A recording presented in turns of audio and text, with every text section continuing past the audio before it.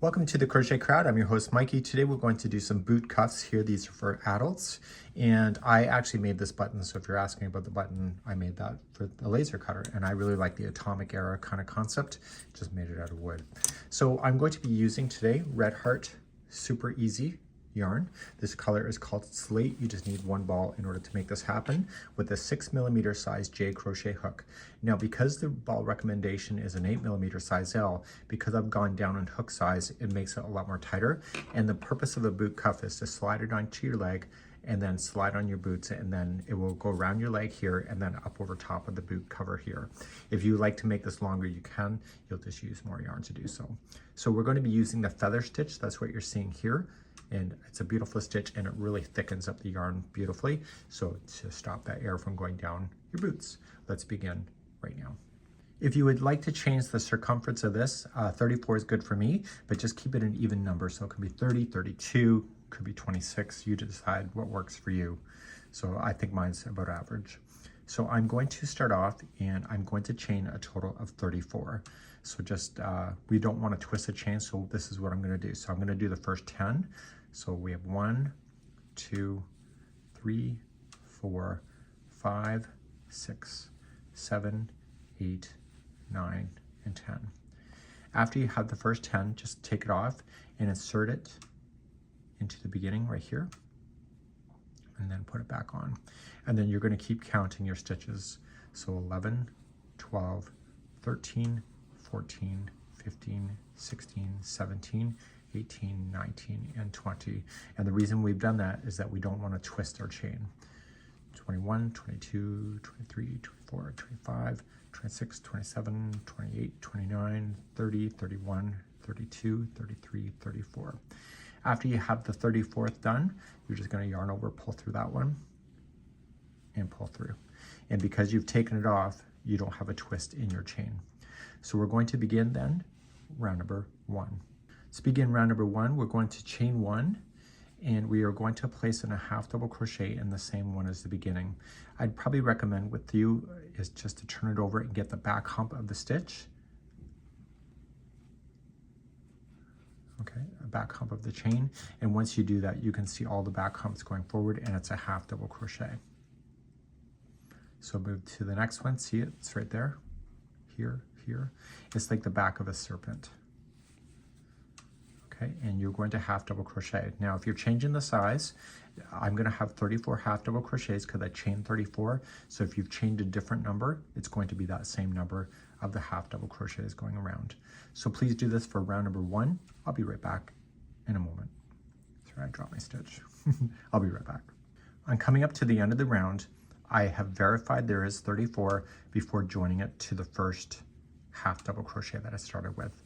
But before you move on, watch what I'm about to do. You're going to want to keep an eye on the right side of the work, and the right side means it's the side if somebody's looking at you and you're wearing it, that's the right side. So the underside is the wrong side. So I want to mark this so that I can keep an eye on it, and all you just need to do is get a spare piece of yarn. You probably have that around, and we're going to mark this with a stitch marker. And whenever I see this, I'm going to know that I'm on the right side. So I'm just using, stupid to use gray, but it's a different tinge. So when I see this, I know that it's the right side of the work. So if I'm working on it and I'm looking at it this way, I'm looking at the wrong side, because we are going to be turning at the end of each round in order to keep the seam line completely straight. That's the only thing straight in today's video. So let's begin. And once you have this joined, you've marked it, turn your work around, and let's begin round number 2. Round number 2. We're going to start establishing ourselves to having a back post and a front post. And the reason why we want that is we want that stretch to naturally happen. So what I want you to do is just kind of separate things out so that you can see where you need to go. So you're going to chain 1, and you're going to do a half double crochet on the front post to begin. So the front post is right here. So you're just going to wrap the hook, grab it by the post only, yarn over, pull through, and yarn over, pull through all 3.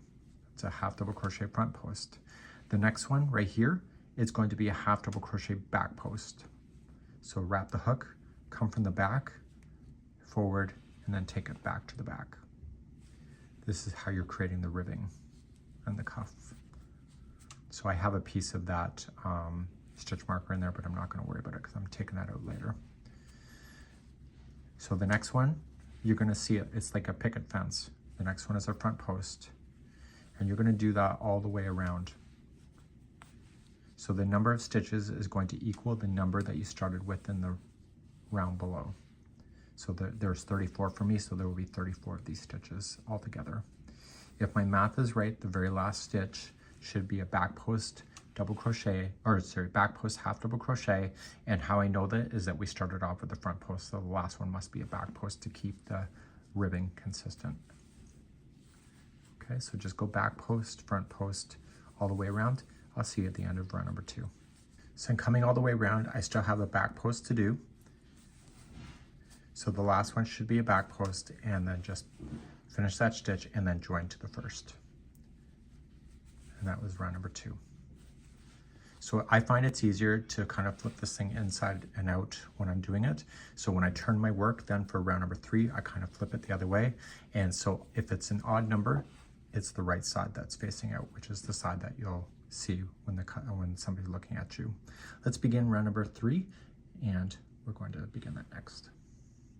Round number 3, we want to keep the cuffing being exactly in the same position. So you're going to chain up 1, and this is a front post. You can see that it's coming towards you, and the other one's a back post. So if it's a front post, you're going to keep it as a front post double crochet. So sorry, front post half double crochet. And then the next one is going to be a back post half double crochet. So everything pretty much is half double crochet in this. So if I've been saying double crochet, just ignore me. Okay, so you're just matching the stitches that you see. You don't got to worry about counting, you just got to do it. And this will be round number 3. And I'll be right back at the end of the round.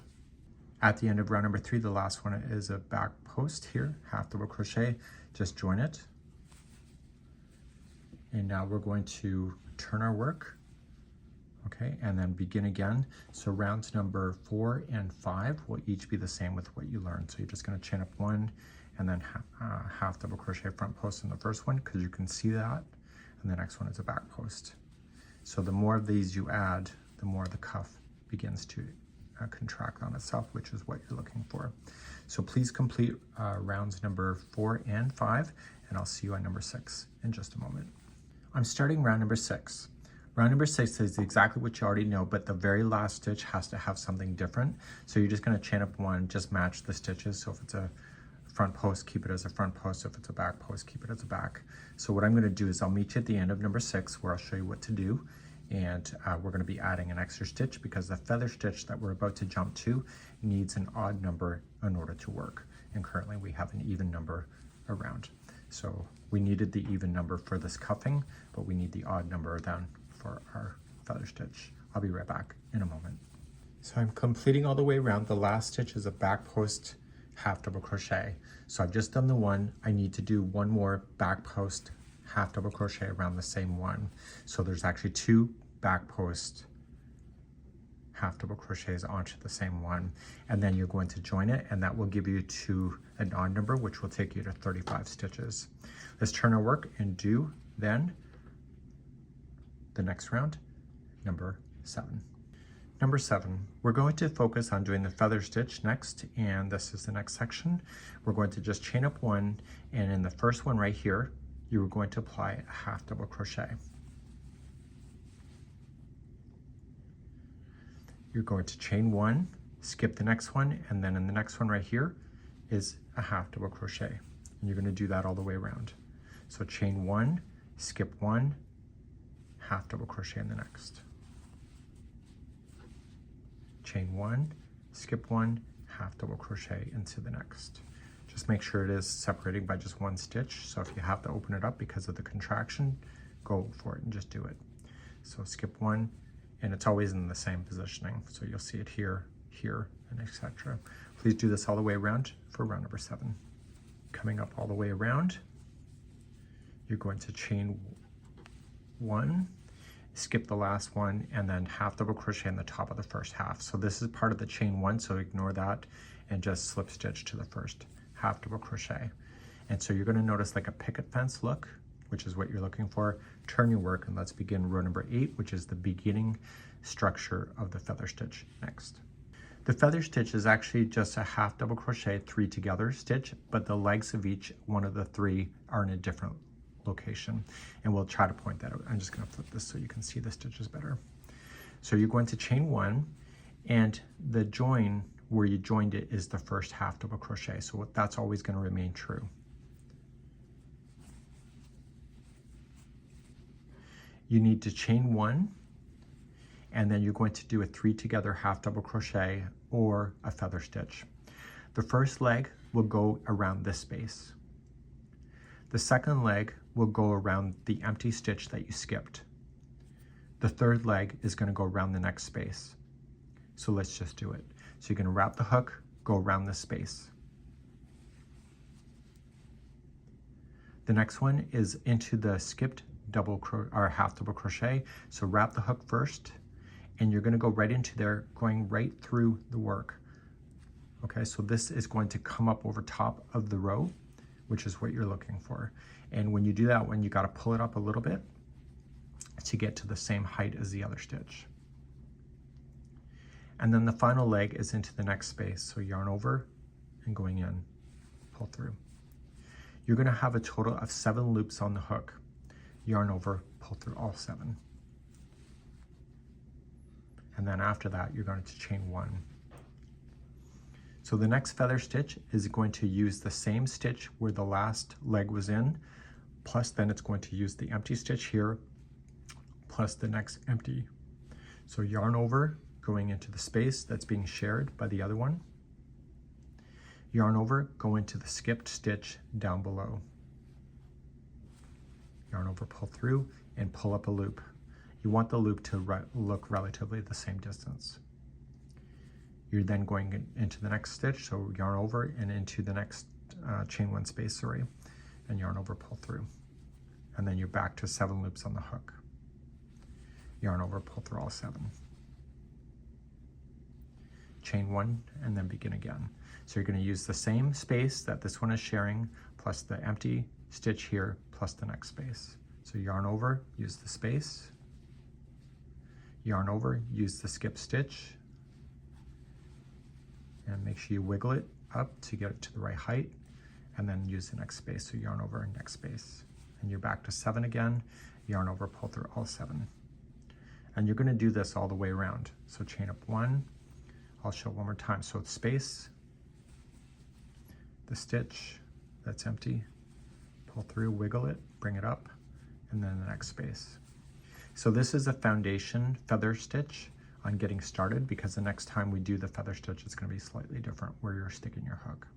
So then chain 1 after. So please complete this round for round number 8. The end of number 8, I'm coming up to my last post that's empty. So I'm going to use the space, so yarn over, go into the space, yarn over, use the empty stitch below, wiggle it, yarn over, use the next empty space, and then pull through all 37. You're going to chain 1, and then that's it. So it looks like there's a big space here, but what you're going to do is just push it together and join it with a slip stitch to the top of the first half double crochet. And when you do that, just kind of reef on it a little bit and just yarning over, pulling it through. Okay, so pull it nice and tight, turn your work, and let's begin. I'm going to flip it the other way, and we're going to begin round number 9. Round number 9, 10, 11, and 12 are the same, and we have those specifically counted that way so that we end up with the right side as our final at the end, and this is the right side. So as you begin, you're going to chain up 1. We've already turned our work. See where this is coming out of? That's your first half double crochet. So just kind of go into that same stitch and pull through and half double crochet. As you start, you're going to still chain 1, and the difference this time, now that the feather stitch is in, you are going to use the space underneath as your first leg. The next space right here is your second leg. That was an empty stitch last time, so now it's a space, and then you're going to use the next space up here. So yarn over, use the top space first, yarn over, use the space 2 rows below, and make sure you do that wiggle to get it up there. and then use the next space, so yarn over, next space, and you're back to 7 loops on the hook. Pull through all 7, and then chain 1 to keep on moving. Okay, so we're going to use the first space that's being shared by this one, the space 2 rows below, and then the space here. It's like a trinity, it's a set of 3. So yarning over top space, yarning over space below, wiggle, yarn over next space, and yarn over, pull through everything, and chain 1. So space, space below, space.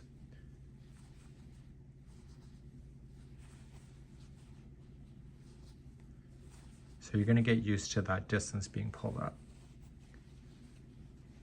Chain 1, and I'll show you one more time. So space here, space below, space here, and keep on going. Complete this round for round number 9.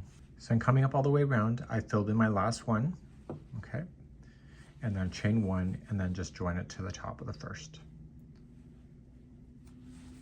And make sure you pull it tight, and we're moving on to round number 10. Okay, let's begin number 10, 11, and 12. So 10, 11, and 12 is exactly what you've already know, and you are going to then just chain up 1, half double crochet into the one that's coming out of, and you're going to do the feather stitch all the way around. Don't forget the chain 1 after the half double crochet, and then begin. So space, space, space. So upper space, lower space, side space. Okay, so I need you to do that all the way around, chain 1 after, and then keep on moving. So space, space, and space. You'll find your groove with this stitch. I'm really quite loving it, to be honest. So I'm going to do this, and when I come back then, I will be at the end of number 12, and I'll show you how to do the final round, number 13, at the end of that. So please do number 10, 11, and 12, exactly what you already know. On the end of number 12, I'm just doing my last one in, and I'm on the inside of the work, so the wrong side. Chain 1 and join. If you would like to make this cuff longer, then what you're going to do is just repeat the last 2 rounds until you're satisfied, making sure the last round of the feather round is on the interior, so it's on the wrong side. Let's turn your work, and let's begin your final round, number 13. Number 13, you're going to chain 1, and you'll half double crochet in the same one you're coming out of, so no change there.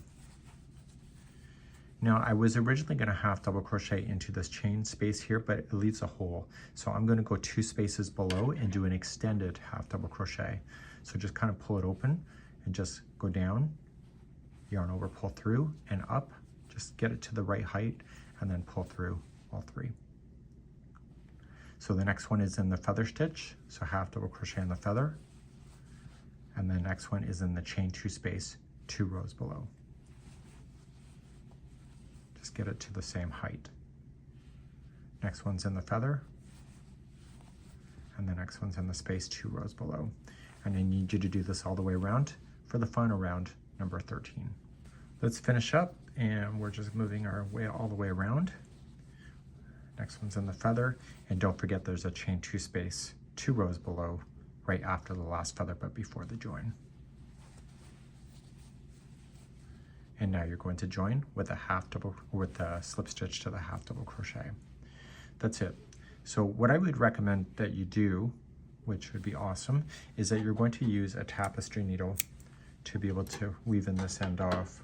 So you're just going to pull through, and let's turn it to the inside so we can see that this is the outside because it's on the out. And I want to flip it up like this and get my tapestry needle, and let's weave that in. So favoring the inside of the cuff, you're just going to drag it through. Just don't go between the strands. Go between plies too, so don't be afraid to split plies. That's what makes it really get stuck. And you're going to pull through. Okay, and when you pull the first time, don't change the shape of your project. So don't tug up, but don't change the shape. Go back in a slightly different path. You're going to do the same with the other tail on the other side. And then finally, one more time. 3 times as a charm.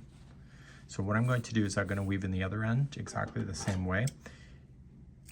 And with that one here, because of the cuffing, what I'm going to do is weave it down a rib right here instead of across, so I don't change the shape or the pull on that. So let's, I might as well show you. So let's just do it, just in case you're a visual person like I am. So just stay on the inside of it and just go down the ribbing.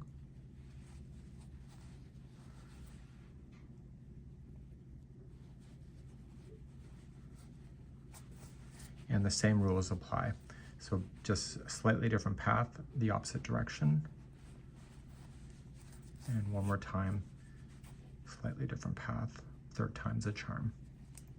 So we're going to apply a button to this. If you don't wish a button, then don't do it. There's no fashion police as far as I know.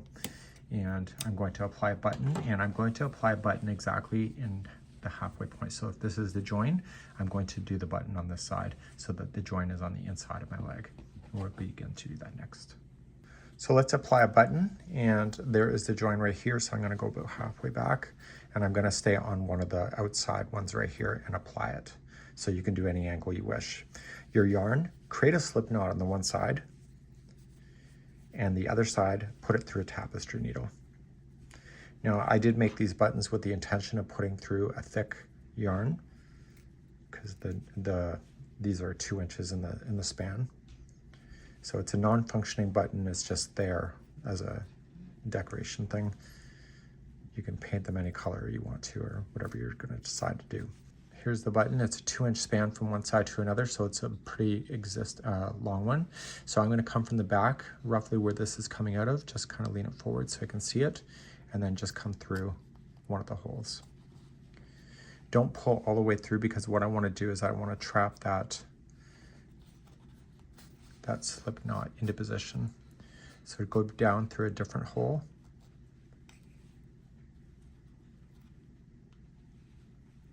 And when I come back to the opposite side here, put that slip knot on.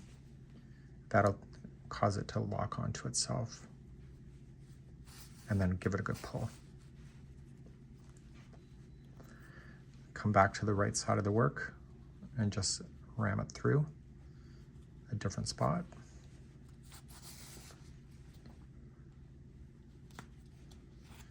I find with buttons, these holes are never big enough for this kind of yarn. So that's why I designed it like this.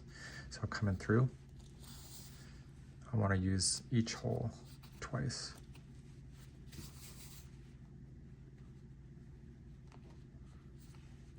Again, this is more aesthetic than it is practical. So I'm going to come through in the final side, and in the side I want to tie it into a knot. So just grab some yarn behind and put that loop through. Okay, give it a really good tug, and then take the loose end and just weave it through and let it fall to the inside. And then you can safely cut that. And this here was a slip knot, so you can just cut it down, not all the way, but close to it. And therefore your cuff is then done. And so then you'll have a matching set. And I know the buttons are different, but life's too short to be the same. That's it for today. We hope you've enjoyed.